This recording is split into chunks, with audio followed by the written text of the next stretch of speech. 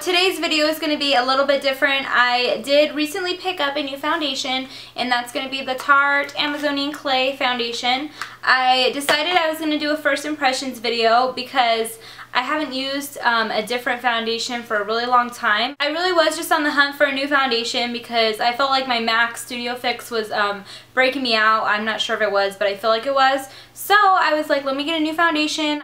Reached for that one because it claims to be like all natural and it's supposed to be lightweight and full coverage, so we'll see. It is the foundation that I'm wearing right now, so if you guys want to see my thoughts on this foundation, then just keep watching. The foundation that I'm going to be trying is the Tarte Amazonian Clay 12-hour full coverage foundation.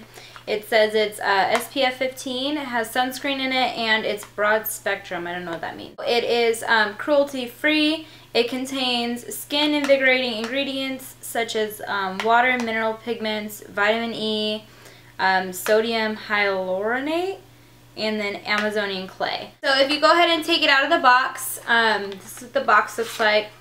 You get a little tube.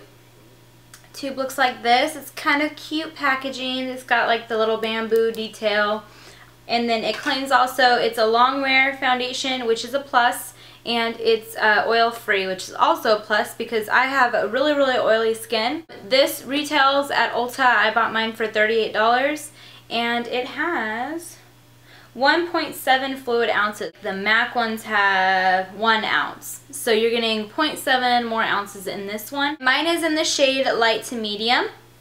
So I'm just going to go ahead and open it up. And I'm just going to put a little bit on like the back of my hand. I don't know how much to use. I'm going to go ahead and start off with about that much. And it's pretty thick, as you can see. It's not like running at all down my hand, so it's kind of like a thick consistency. Hopefully it'll be lighter on the skin though, because it's more of like a creamy, like a mousse type of feel.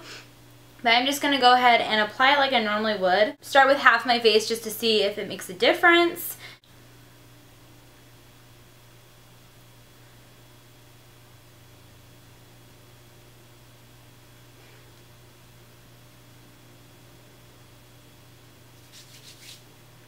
Okay, and I'm just going to go ahead and buff that in with my Sephora number 55 Pro Airbrush.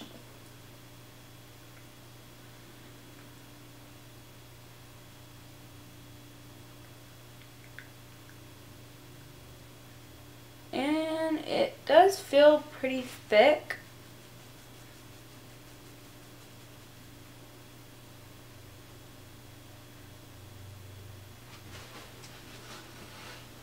And I did not prime my face at all with any primer like I normally would.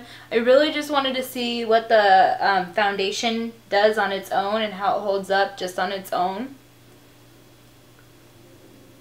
So this is the side, excuse my brows, that's the side that's done and that side's not done.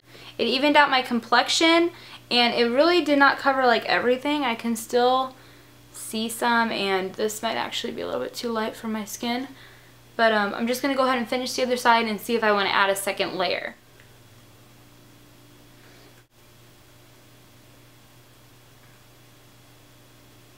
That's with just one layer on the whole face. I don't know if you can tell, but it didn't completely cover my zits right here, which I would have liked, and I'm used to like really full coverage foundations.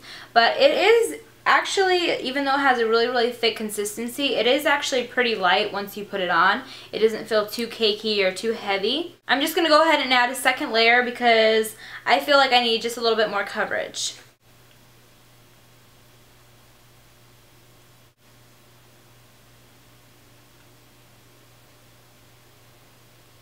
So this is it completely put on, as you can see. I mean, it gives decent coverage. I wouldn't necessarily say it's completely full coverage because I did have to add a second layer. So you're getting more product, but you kind of have to use more product. If you just want like it to be light for the summertime or something, yeah, it gives decent coverage. Or if you don't like putting a lot of foundation on, then it gives just enough coverage.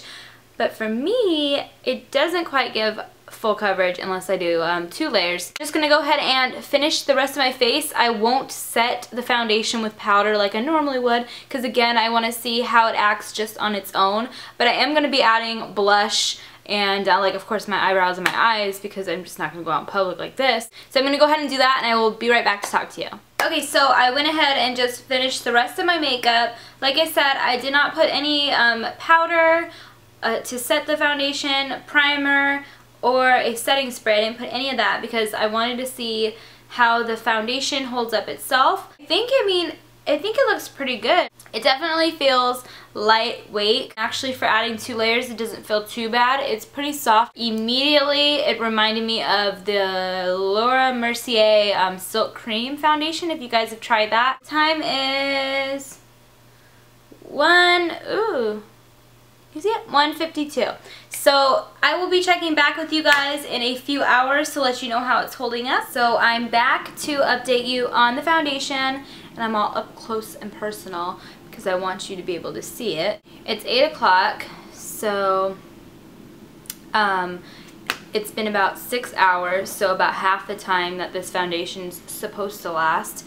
And honestly, it's doing very well. Like, I mean, I am shiny. I usually always get shiny no matter what foundation, but it's really holding up well, I think, because it's so matte. It's kind of like my blush is kind of jacked up. Around my nose area, it's getting red. My mouth area, cheeks are kind of messed up too. But right now I would normally like blot it with the blotting sheets, or I would actually add some translucent powder to cover up the mild shininess. Yeah, overall it's honestly holding up very well, and it's still very, very matte. It's nothing like super shiny. I'm probably shinier at this point with my MAC Studio Fix fluid, which I usually always use. So I will be back in about 6 more hours to see if it held up the whole 12 hours like it claims to. Guys, I am back for my final update, and it is 1:40 a.m. So it's pretty late, and it hasn't been exactly 12 hours because I did leave at 1:52, but I think it's close enough, and I do have my overall opinion of the foundation. And this is what it looks like after almost the full 12 hours. This foundation is more for in the summertime, so it's good for summer if you want something lightweight, not something too heavy. I wouldn't say that it actually lasts the full 12 hours because it looks completely different from when I first put it on, and I can see just a lot of oil shining through. I will definitely be using this foundation up for the rest of the summertime. I'm not sure that I would use it for the winter time though, because of the fact that it did not last the full 12 hours like it claims. I'm not sure that I would want to spend a whole $38 on it. Please leave any comments or questions down below, and also please leave your thoughts on this foundation. Thank you guys so much for watching, and I'll see you in my next video.